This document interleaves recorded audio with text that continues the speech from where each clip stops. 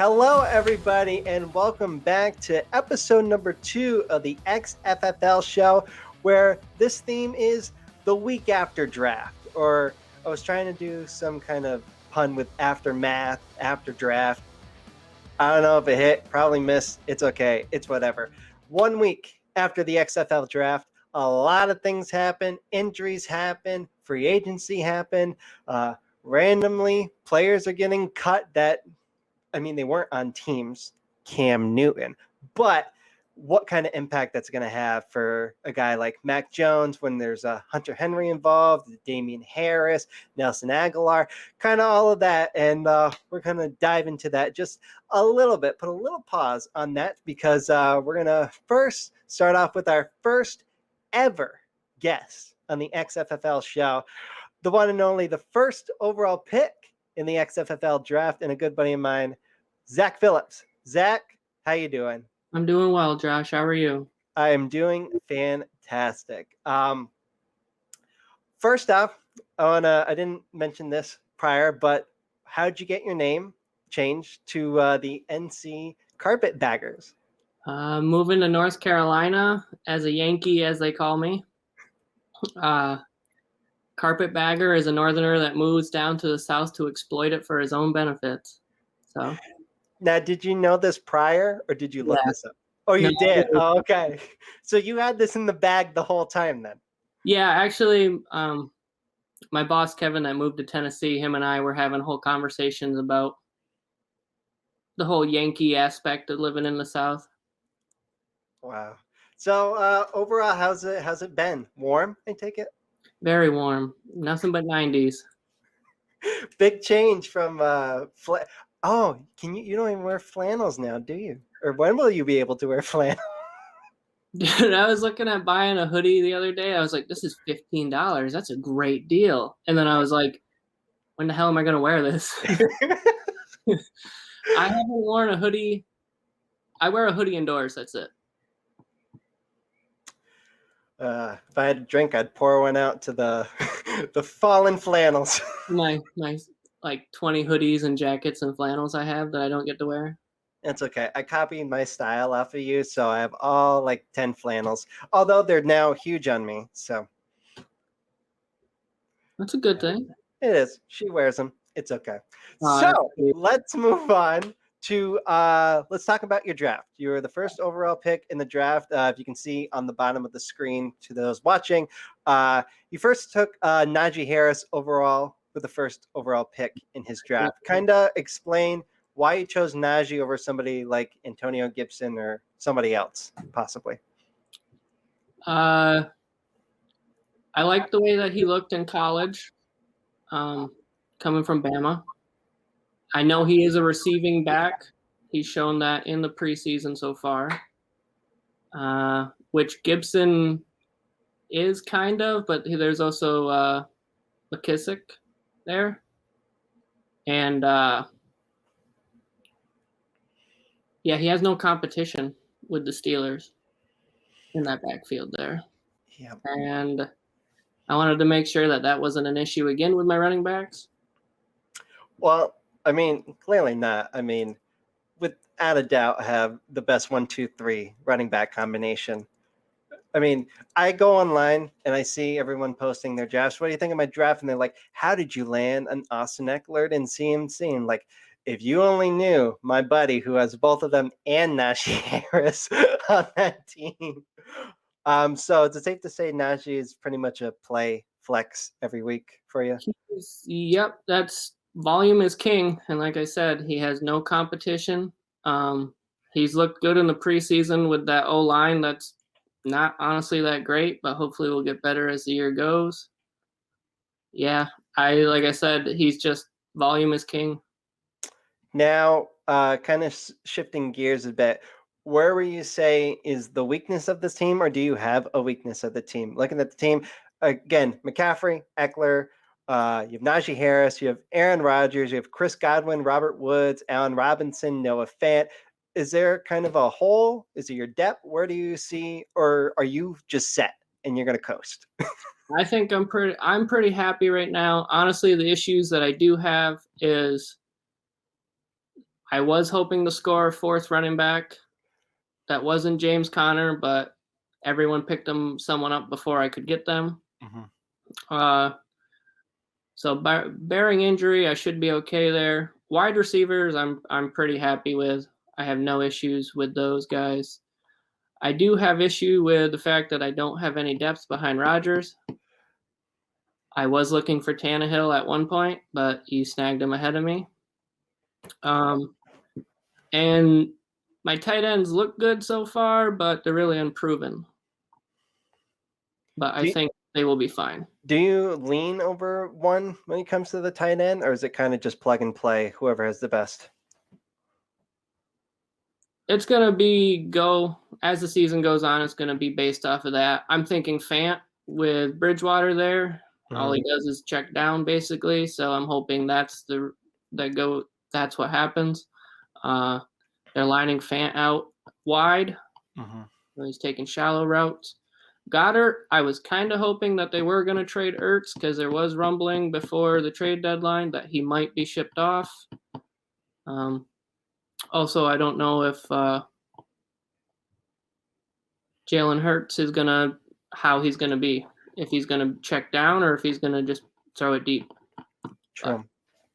And besides Goddard and Devonta Smith and Ertz, and Miles Sanders, I can't name a wide receiver on Philly's team. You probably could, but no, I mean they cut that Fulgham guy. Oh yeah, Travis Fulgham, Devonta Smith. I literally have no clue. They cut the Fulgham guy today. Oh, they cut? Really? Yep. Oof. Okay. Well, that settles that. Yeah, I do not know who they have on their team for wide receivers. Well, isn't that then a positive then for that? Is what I'm hoping. Okay. That is what I'm hoping. Well, segueing out of your team and positives, we're going to go to negatives. And obviously, two of the biggest injuries season ending, unfortunately. Travis Etienne of the Jacksonville Jaguars, wearing my rare Tim Tebow Jacksonville Jaguars tight end jersey, which is now a hot commodity because they stopped making them. And then J.K. Dobbins torn ACL, out for a year. Looking at this, obviously Dobbins had more of a bigger role. I mean, it looked like Etienne was going to be the starter, but there was always James Robinson too. So looking this on paper, kind of, where do you see this for those teams themselves? The football teams or the fantasy teams? For the football teams first. For the Ravens, I thought Dobbins was gonna ball out and have a good year, but I mean, Gus Edwards was still the goal line back. Mm-hmm. Not to mention, their running back of a quarterback was gonna steal touches anyways. Dobbins wasn't. I didn't see a lot of catching, like receptions from him. Yep. But I honestly don't think for the Ravens that clearly it's a loss, but I don't think it's going to change anything. It's still their philosophy is ground and pound. Mm-hmm. They're still going to be probably lead the league in rushing. So go ahead. When moving to the fantasy aspect of it, obviously I don't know how on earth it happened to be. Literally Malone Mutiny and Chris had James Robinson on his team. Plug him in. Brian picked up Gus Edwards and rightfully called us out saying, yikes, no one else picked him up. It's basically just a even flip-flop, is it? Or am I missing something then? No, I think it's a flip-flop. I think Jacksonville planned to use their back more for receiving. From what I read was they were going to use both backs. Urban Meyer wanted to just ground and pound. And but yeah, I think it's, like I said, for the Ravens, it's still a big loss, but do I think that it changes any philosophy or anything with the team? No. Jacksonville, James Robinson he had a great rookie year, and I think he's just going to duplicate off of that, especially with Lawrence there. Everything's just going to open up for him. Mm-hmm. Now, moving to kind of it's a way you look at it, positive, negative. If you're a Patriot fan, it's kind of a happy day in a Yep. way to some, unless you're certain people who are in love with Cam Newton. Cam Newton got cut today. Mac Jones is officially named the starter. Looking at the fantasy aspect of this whole entire thing, does this hurt or benefit the Patriot offense? I think it benefits it. I mean, I'm surprised that Cam was cut because he was still a veteran. I know, well, we know Bill Belichick loves his veterans. And they had a good relationship from what I have read in the past. Mm-hmm. I think that's a huge surprise that they cut him. And I don't know who else is on their depth chart for quarterbacks now. Brian Hoyer. Okay.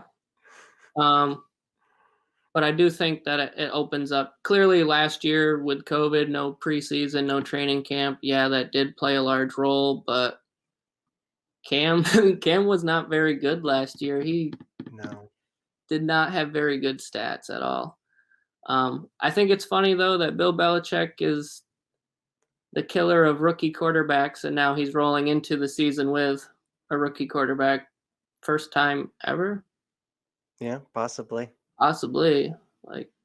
But I think it helps the offense with their tight ends. I know Mac, from what I've read on him, is he doesn't really push it downfield. So they have those beautiful tight ends there. Mm-hmm. They got James White. Wide receivers, Nelson Aguilar. Yep. But I think it opens up the offense. Yeah, reading and listening to all Boston radio. Apparently, something happened with Cam last week where he got an approved trip to Atlanta to go see a doctor. Yep. But then it was like not approved on the way back, and just the protocol. And he misunderstood, but the team misunderstood. And then it was leaking out that it was more than just that. So then that's how I took the release as, and all right, enough drama, you can go. I know that there was some COVID confusion, and yeah, I heard that on the radio too about was it not explained well enough to him, or was he just not following the guidelines, whatever it was? But didn't Cam go through COVID issues last year? Yeah, he had COVID. Yeah, he had COVID, and I thought that they had to reschedule a game, possibly, in the beginning of the season. Yeah, I think they pushed. They pushed the game. Mm-hmm. Yeah. So, I mean, yeah, I could see them being a little fed up after all that last year, and everything's been explained pretty well.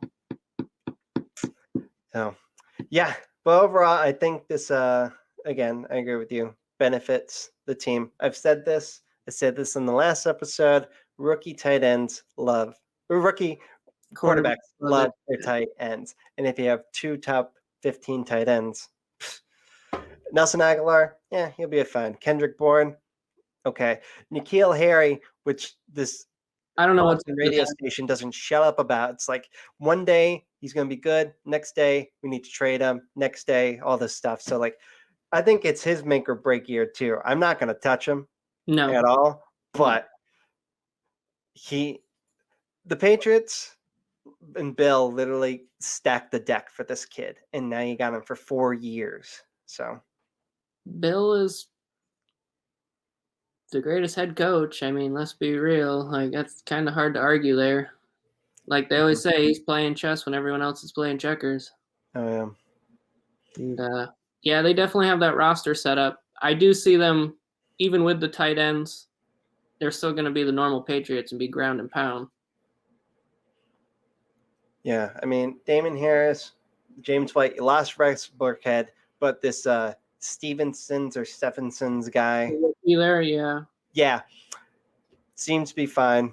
But yeah, it'll segue into our next thing, but I'm very confident in Mac Jones. And segueing, free agency and waiver wire for the magic of television. Here is the free agent transactions. I'm just going to list them down for you. Marquez Callaway, the New Orleans Saints wide receiver, has been very explosive. Yep. Derek in the Alpine Extreme take him. Scott drops Kenyon Drake, picks up Carolina's defense. Travis Etienne, bye-bye. Enter Carlos Hyde.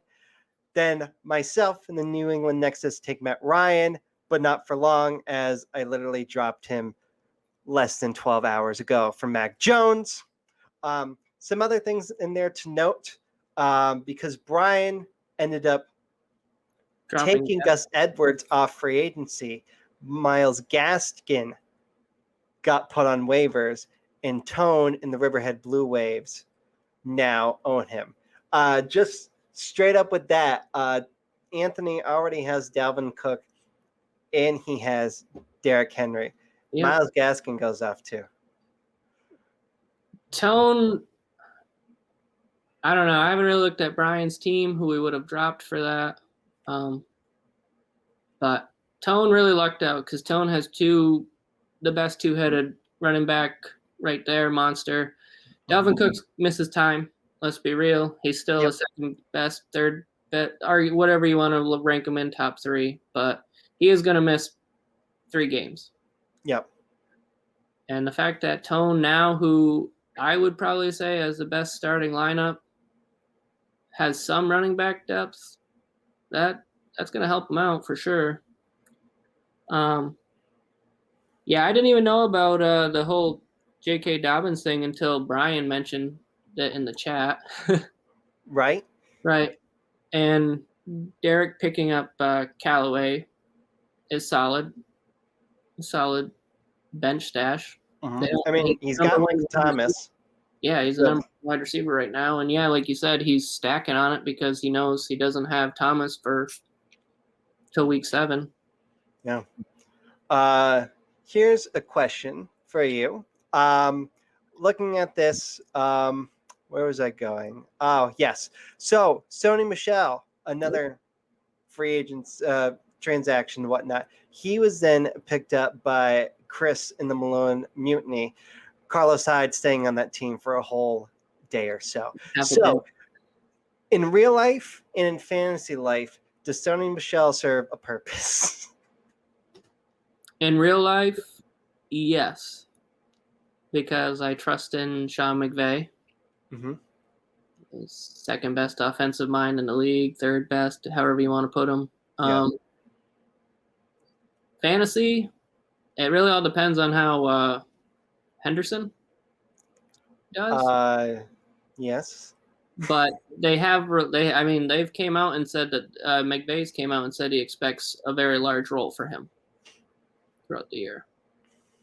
I really think it depends. I mean, I forget who the running back was that played for the Rams when Todd Gurley actually started having the knee issues.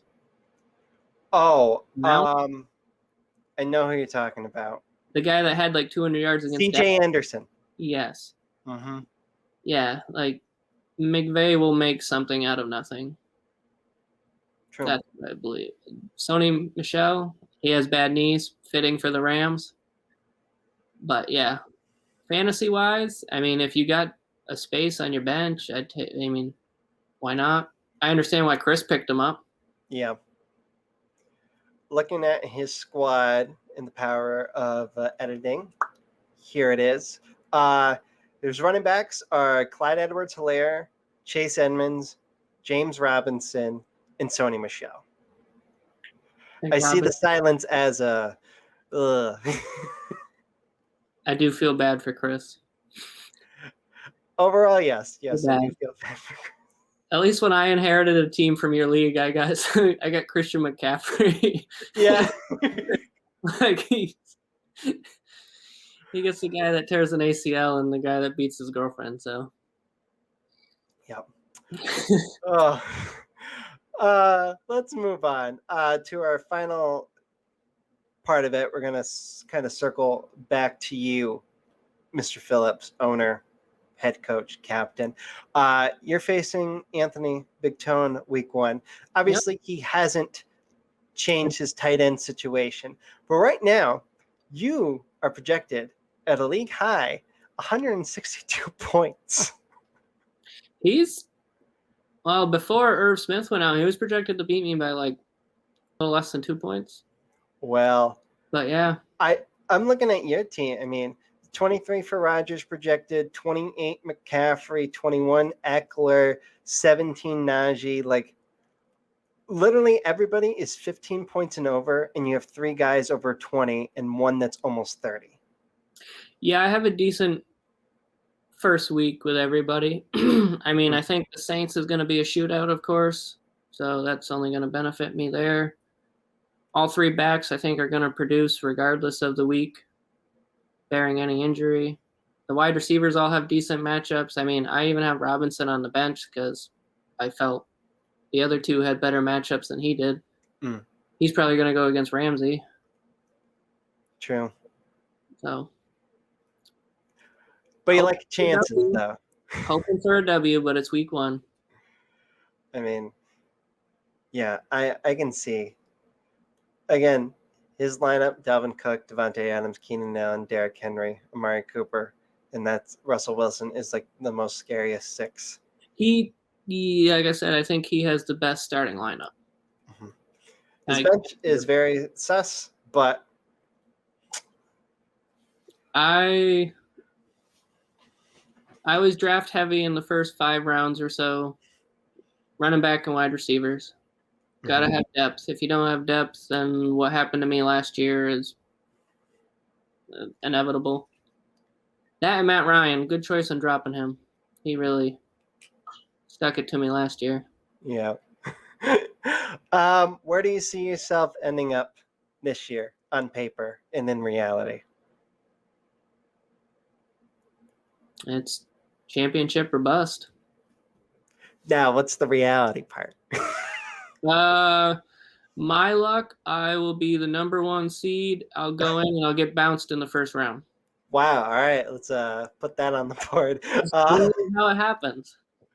Again, if your team stays healthy, you're toe-to-toe with Riverhead and Anthony, honestly. The fact you got Aaron Rodgers, I think that was that piece that was just completes it totally. Just hope his old bones doesn't get hit and he gets injured. This is last year for his contract, so he's going to ball out. I hope he does. 4th MVP. I mean, I don't remember the last. There probably was Peyton Manning that went back-to-back MVP. Yeah, I believe you're right. So, could it be Mr. Rodgers in his neighborhood? We'll certainly find out. Any last final words for your opponent for week 1, which is in 2 weeks' time? And don't say nothing. You're going down, Tone. You're going down. Cook's going to get injured first week.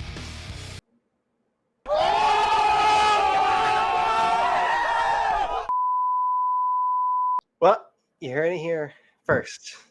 Cook's getting injured week 1, and Zach is sweeping the floor with Anthony. Zach, I thank you for having me, showing up and tuning in and showing me the love on YouTube. You were the only one, so I appreciate it very much. The commish. I thank you, and I thank you everybody for tuning in, and we will see you for episode 3, the few days before the NFL season kicks off. So, bye everybody.